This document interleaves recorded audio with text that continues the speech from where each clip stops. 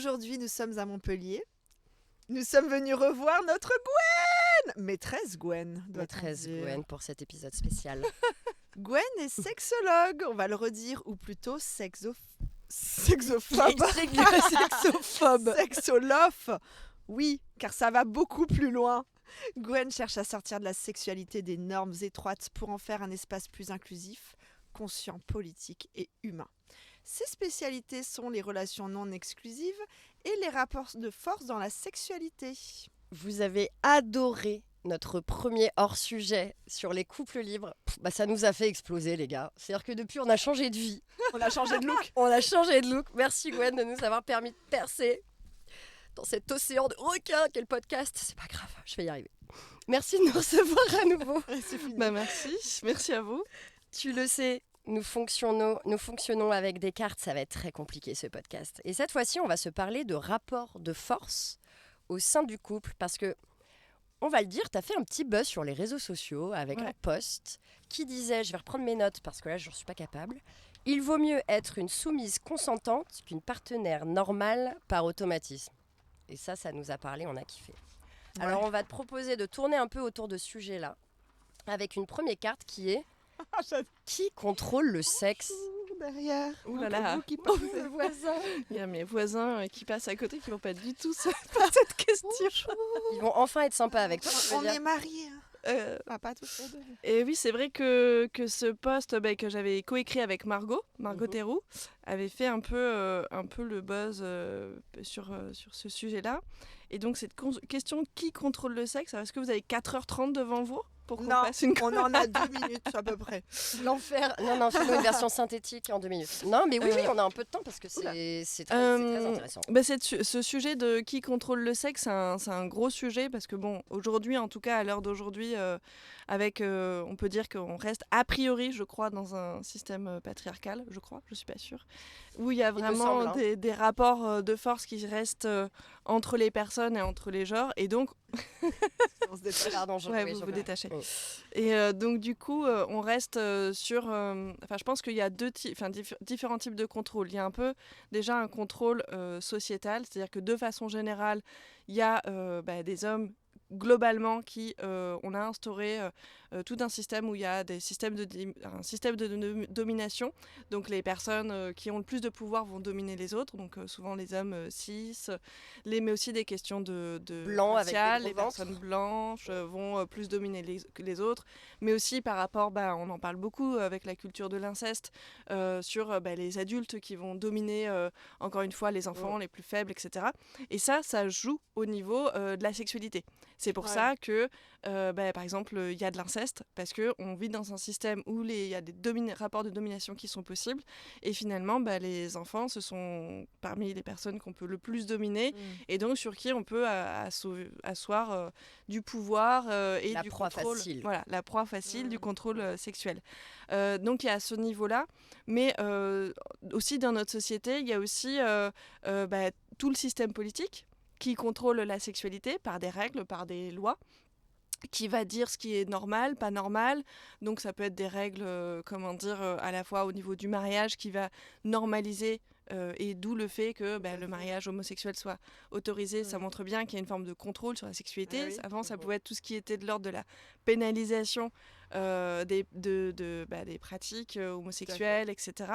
Mais ensuite, on a aussi, dans ce modèle-là aussi étatique, il y a aussi tout ce qui va être l'ordre, j'ai envie de dire, un peu psychologique, biomédical, avec la médecine qui va pathologiser ou non des corps, avec les personnes intersexes qui donc sont pas dans des corps entre guillemets qui correspondent aux attendus du genre, mais ça peut être aussi les pratiques. Le BDSM, ça a été associé à des problèmes psychiatriques, etc. Enfin, il y a tout à l'échelle, en tout cas de l'État et de la société, il y a beaucoup de choses qui vont contrôler la sexualité. Et ça, et de l'éducation et par la culture, ça va faire que ensuite, même à l'échelle individuelle, les personnes vont s'auto-contrôler vis-à-vis de leur sexualité. Parce que on va du coup grandir avec des attentes, des attendus, des injonctions, se dire c'est pas bien, des dictats.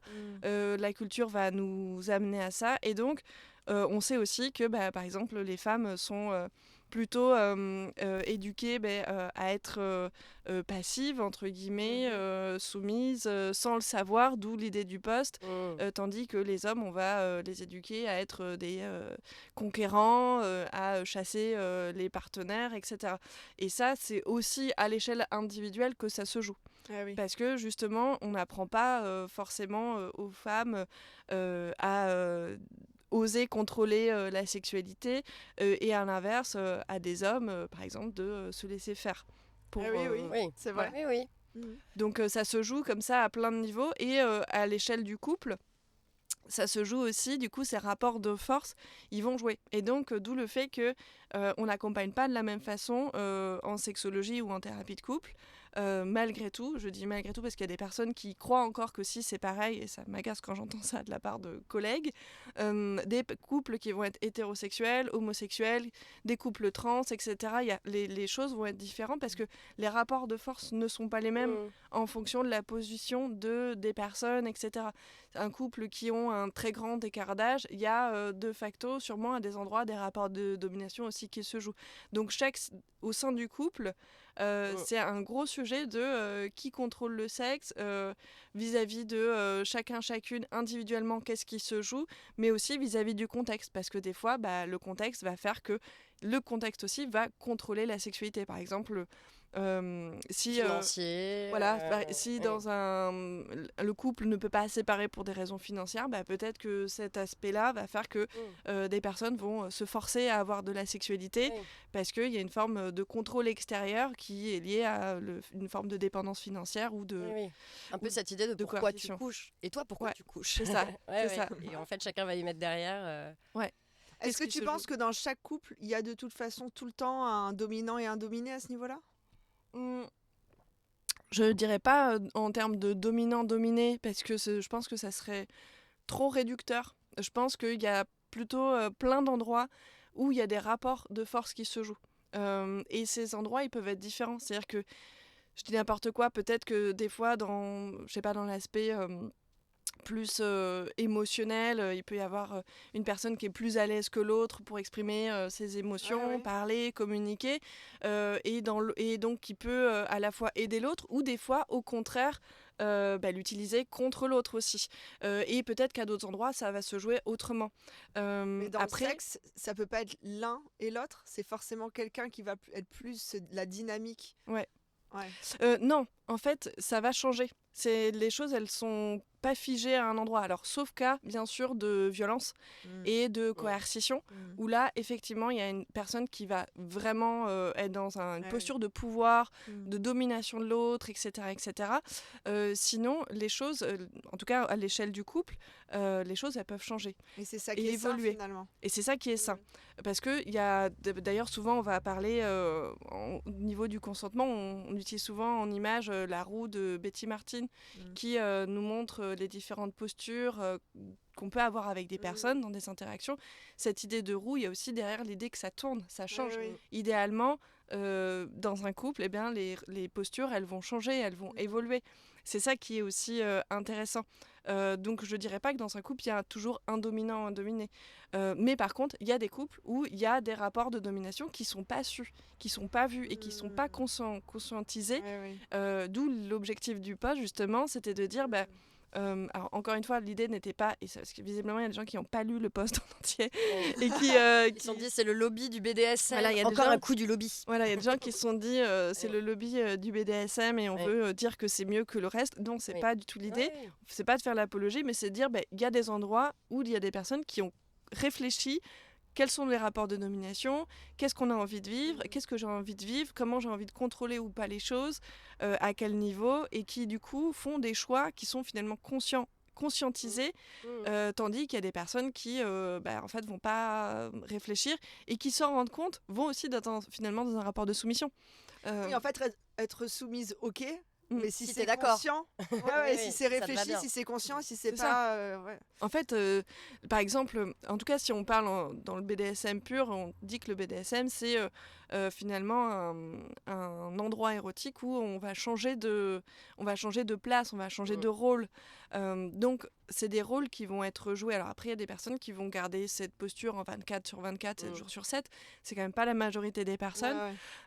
Donc du coup, les personnes vont switcher de rôle. D'ailleurs, les personnes qui sont tout le temps switch, c'est-à-dire qu'ils vont passer de dominant à dominé, etc., de soumise. Enfin, les postures peuvent changer.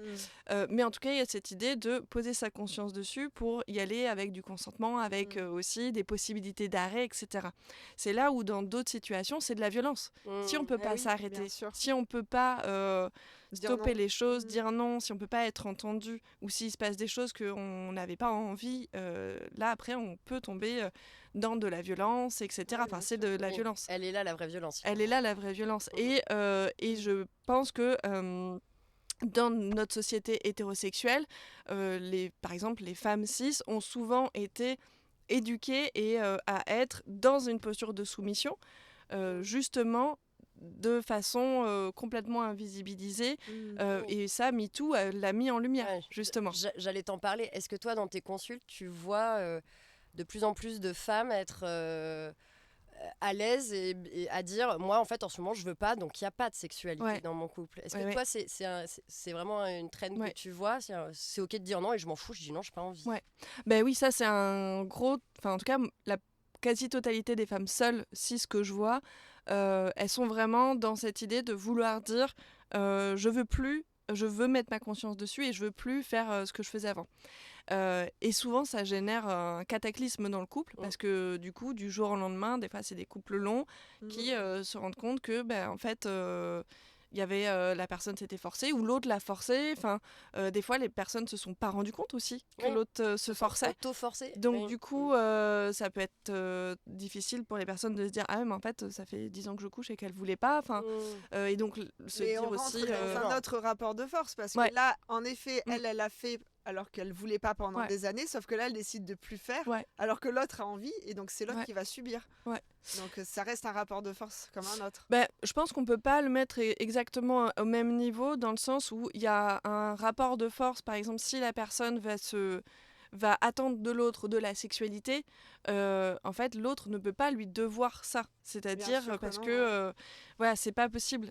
Par contre, si la personne dit je veux plus faire de sexe du tout, c'est sûr que ça veut dire que l'autre va devoir gérer son envie, s'il y en a, de sexualité autrement. Et on repart sur les règles de l'État où il est obligatoire de faire l'amour avec son mari. Alors plus maintenant. Ah c'est plus le cas. Ah oui, c'est vrai, t'as raison. Ça a été enlevé. Ça a été enlevé, mais c'est jusqu'à un certain... Oui, il y avait cette idée de devoir conjugal qui a du coup fait beaucoup de mal et qui a fait aussi que les personnes se sont dit ah tous les...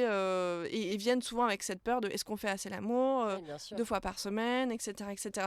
Mais, 2 fois par semaine pour dire pas d'enfants, ça fait moins de 2 ans. Non, c'est vrai que ce sujet de la sexualité où les femmes de plus en plus disent non et du coup se posent des questions sur est-ce que c'est c'est complètement ok de dire non, mais est-ce qu'à un moment à dire trop non, je me sépare pas de mon conjoint parce que comme c'est nouveau forcément, c'est pas ancré ce truc de dire non. Toutes nos bitches anonymes, elles nous en ont parlé de ça, de se dire en fait ce nouveau pouvoir que j'ai, qu'est-ce que j'en fais? Est-ce que c'est vraiment sain de passer mon temps à dire non? Parce qu'à un moment, peut-être que plus de sexualité, ça fait plus de sexualité du tout. C'est très questionnant.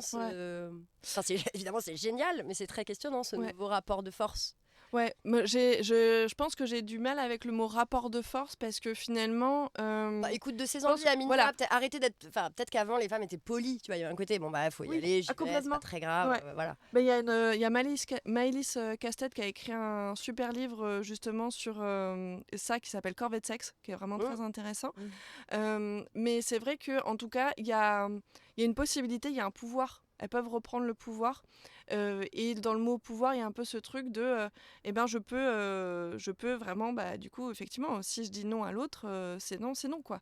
Ça doit être respecté et ça met l'autre dans un autre espace. Peut-être celui de la frustration, peut-être. Je pense que, en vrai, c'est vraiment quelque chose d'hyper important, mais que les personnes ne sont pas assez accompagnées sur ça, en termes de couple.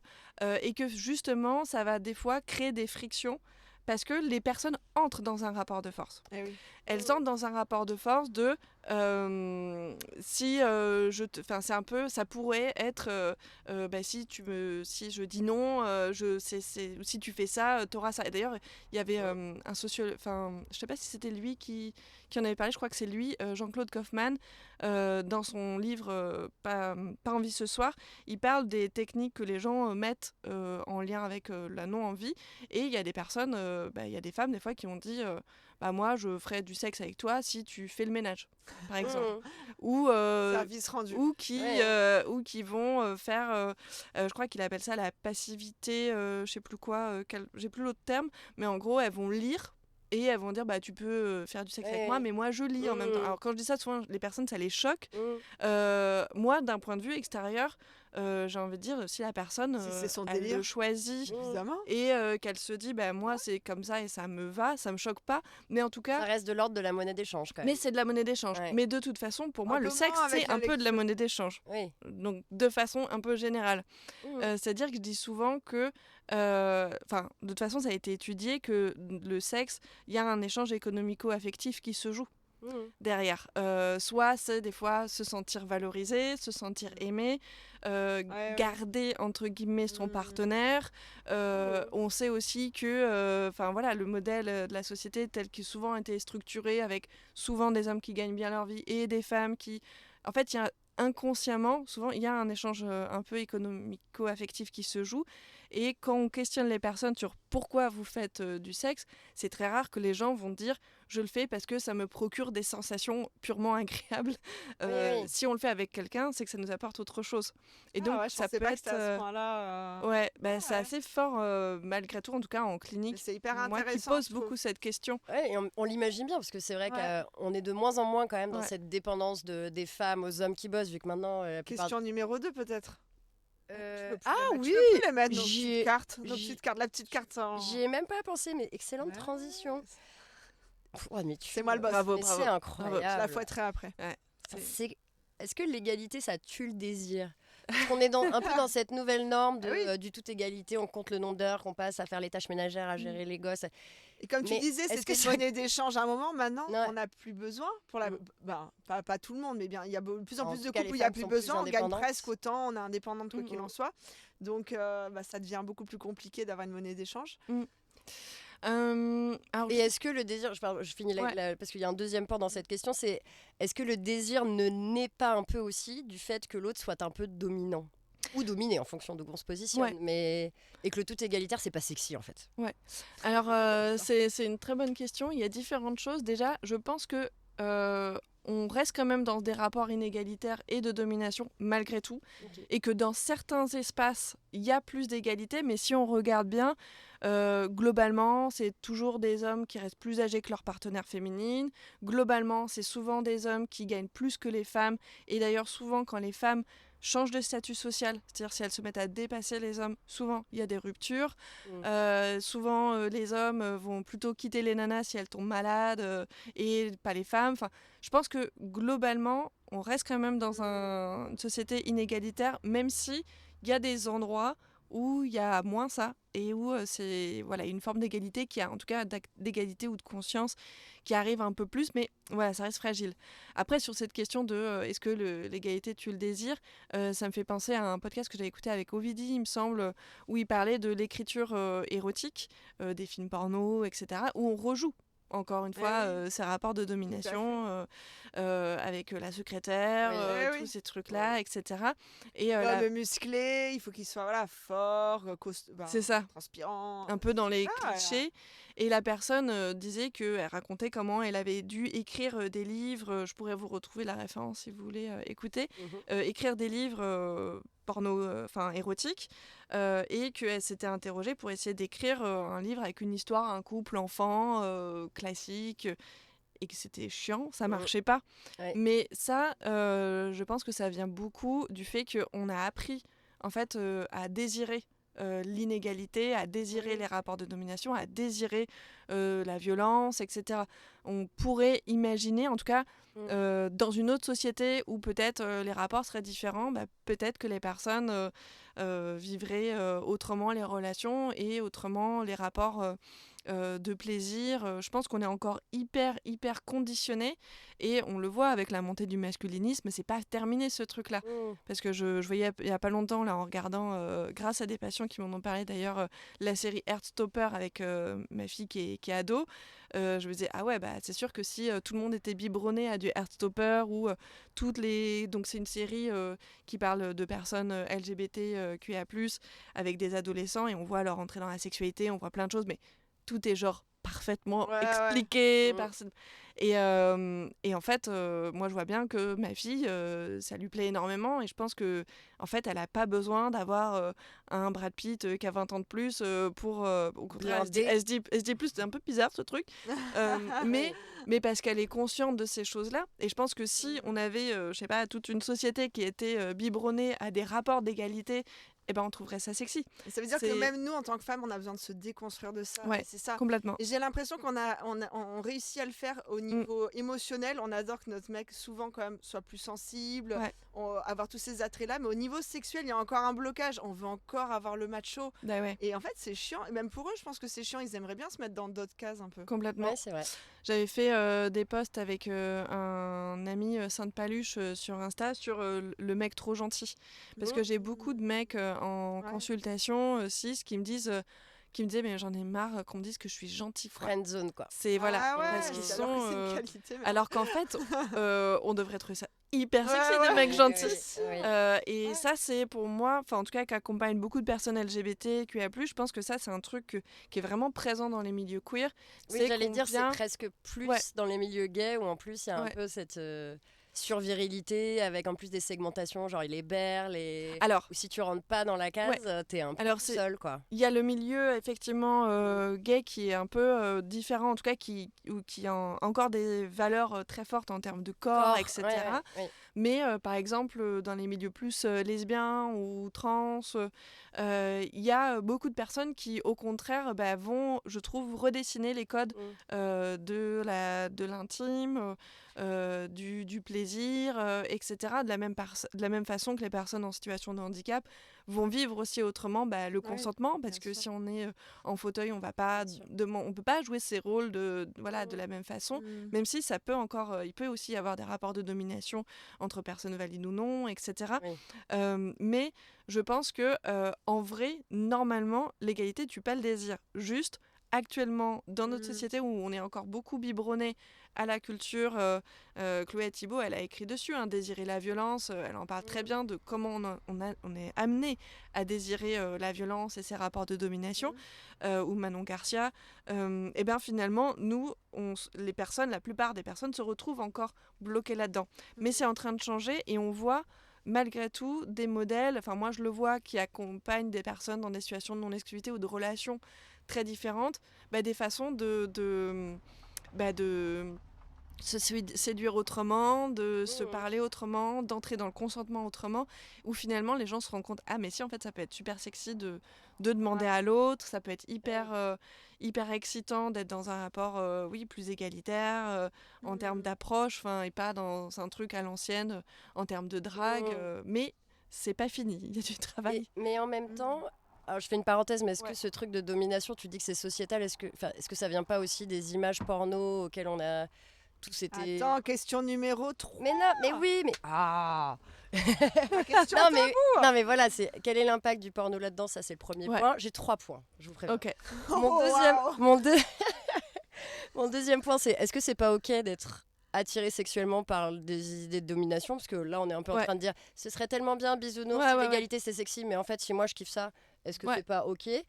Et mon troisième point, puisque tu parlais de consentement, histoire de finir de perdre tout le monde, c'est que j'ai vu que tu avais fait un post qui était hyper intéressant aussi sur l'hyper-consentement et le gros warning de l'hyper-consentement, où en fait, à force de dire au moindre truc, est-ce que j'ai le droit de te faire un bisou sur le lobe de l'oreille, d'enlever ta chaussette gauche, et en fait on dit oui à tout parce qu'on est là, il est tellement dans le consentement que je peux pas dire non, et après on se retrouve à faire des dingueries, on n'est pas du tout ok. Allez, t'as 1 heure. Alors, et puis ça, voilà. On s'en fout. Voilà, c'est pendant 2 heures. Attends, moi je me casse. Alors, je peux répondre assez vite, Mais oui, en vrai. mais on a compris que t'étais une bonne cliente, c'est pour ça que je me permets. Celle-là, elle est pour toi. Pour le porno, alors bien évidemment, j'ai envie de dire tout ce qui vient de tout ce qui vient de ce qu'on va voir, entendre, va nous influencer. Je pense qu'on met... Alors, bien sûr, il y a des impacts du porno au niveau de l'intimité, etc. Mais je pense qu'on diabolise beaucoup le porno parce que c'est devenu un peu notre ennemi juré numéro 1. Et on oublie tout le reste à côté, qui est que, en fait, souvent, quand les patientes parlent, leurs souvenirs, les trucs marquants, c'est pas le porno. C'est les séries, par exemple. Énormément. Les films. Les premiers films. Souvent, c'est plutôt dans des endroits-là qu'il va y avoir des trucs d'attirance. D'ailleurs, souvent, les ados sont ont plutôt en tête, je sais pas, je vais rentrer dans un stéréotype, mais avaient en tout cas des égéries acteurs Twilight, masculins. quoi. Voilà, plutôt que Ah ouais. des acteurs porno, même si je pouvais prendre, je sais pas, un âge de 15-16 ans, ils en regardaient. Mais parce que, encore une fois, les films, la littérature, on sait que la littérature aussi, même écrite, a un impact énorme en fait. Donc je pense qu'il y a toute la culture qui vient vraiment asseoir et appuyer, ça a été étudié, hein, vraiment les rôles de domination avec des hommes chasseurs, des femmes proies, etc., etc. Ça a beaucoup appuyé. Après, le porno a aussi appuyé ça, mais je dirais déjà le porno mainstream, parce que derrière, il y a, si on parle de Erika Lust, c'est pas du tout, c'est plutôt du porno féministe, éthique, etc. Mais par exemple, j'ai des patientes qui n'aiment pas du tout, et ça rejoindra la question d'après de est-ce qu'on peut aimer, mais il y a des patientes... Elle a pas perdu le fil alors que moi je l'ai perdu. Hein. Ah ouais, non, elle ça va va. dire qu'il y a des patientes qui aiment bien regarder du porno old school Mainstream. avec des mecs qui étranglent un peu des meufs et c'est Voilà, cool. c'est ça. Et que du coup, qui s'en veulent de pas aimer Erika Lust parce que c'est plus féministe, etc. Mais je pense que là encore, avec cette histoire de porno mainstream, ce qu'il y a derrière, c'est qu'on est dans une société qui aime le buzz et qui aime la violence. Et qui attire l'humain, que ce soit sur Instagram, TikTok ou tout ce qu'on veut, avec des images violentes, avec des rapports. Et donc ça, on est imprégné dans notre société à tous les étages.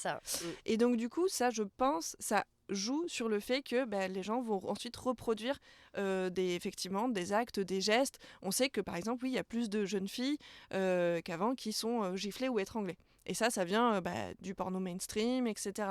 Mais de la même façon, on sait qu'il y a plein de gens qui sont dans des relations toxiques et ça vient de séries, de films.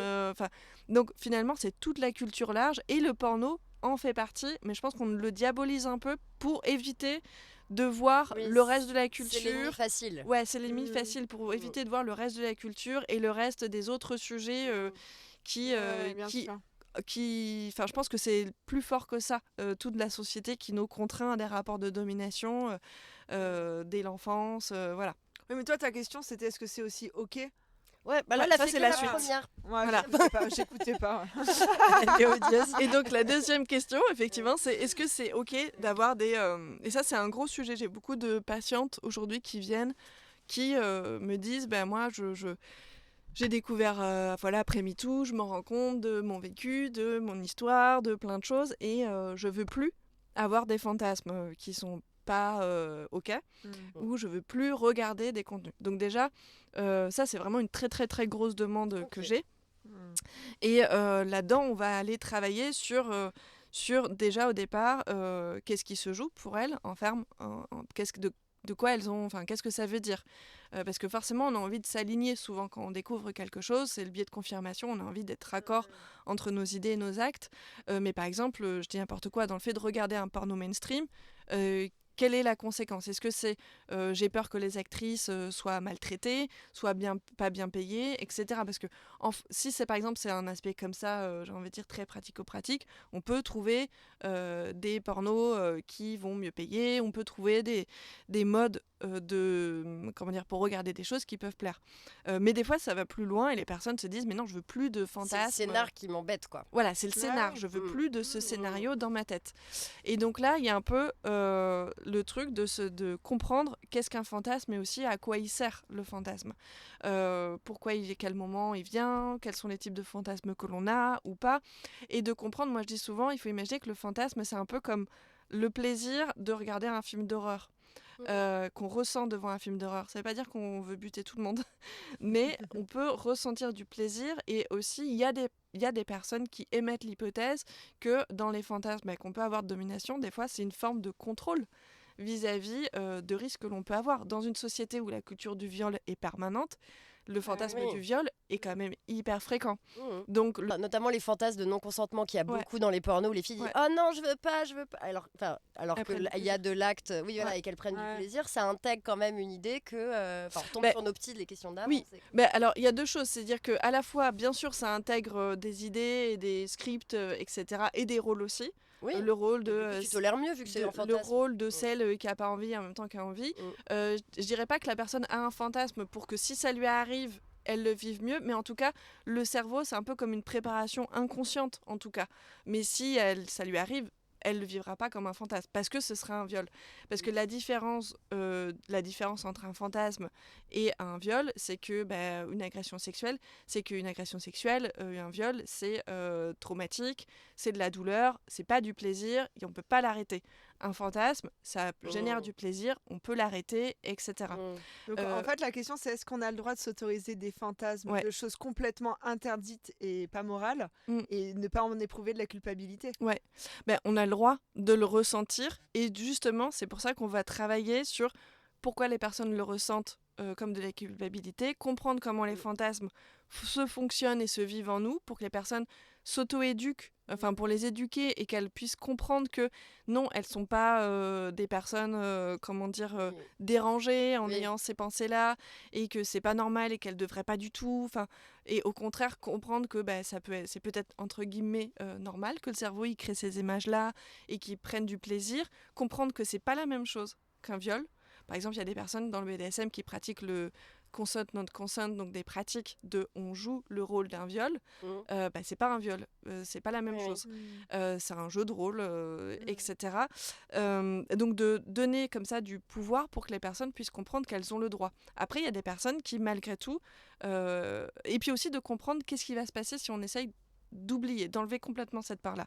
Parce que moi, je dis des fois, si on enlève tout, qu'est-ce qui va se jouer derrière? Parce que c'est un peu comme ça peut se détourner vers autre chose, vers une nouvelle idée ou vers en tout cas les personnes peuvent aussi perdre une part entre guillemets d'elles-mêmes si elles ont ces fantasmes-là depuis l'enfance. Ça peut être très difficile de essayer complètement, c'est un peu l'idée de qu'est-ce qu'on gagnerait à enlever cette facette totale de soi et de les faire avancer sur ces questions-là pour qu'elles puissent vivre avec, voir comment elles peuvent le nourrir ou non en fonction de leurs idéaux aussi. Et aussi, après, de différencier, on va dire, les fantasmes des fantasmes qui seraient envahissants. Par exemple, il y a aussi ce qu'on appelle même dans les envies, ce qu'on appelle les paraphilies. Donc, c'est par exemple, les personnes qui sont fétichistes des pieds, ça va être une paraphilie. Et de se dire, c'est OK. Donc, ça peut être OK d'avoir envie de pratiquer tout un tas de choses dans, je sais pas, la sphère du BDSM ou même en termes de pensée, parce que des fois, les personnes ne le pratiquent pas. Il y a une différence parce que on n'est pas obligé de vivre des fantasmes, mais des fois, il y a des personnes qui vont avoir ce qu'on appelle plus des troubles paraphiliques, où là, les personnes vont être excitées que par un modèle de fantasme. Par exemple, s'ils ont besoin de jouir qu'avec des pieds tout le temps, si ça devient obsédant, et il y a des personnes, ça peut être la même chose, soit dans leur pratique ou dans leur fantasme, et qui du coup peuvent être envahies par des images permanentes.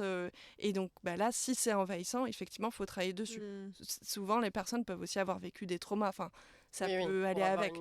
Mais en tout cas, l'idée, c'est vraiment de venir explorer comment la personne fonctionne pour ensuite voir qu'est-ce qu'on fait avec ça. Mais en tout cas, une première chose, c'est de les déculpabiliser en se disant, en fait, vous pouvez être féministe et effectivement adorer Khal Drogo et de rêver alors que c'est le mec qui paraît... Ils ont bien repris les codes. Féminisme voilà. et soumise. Oh merde. Donc voilà, c'est possible. Et en même temps, d'écouter les besoins des uns des autres.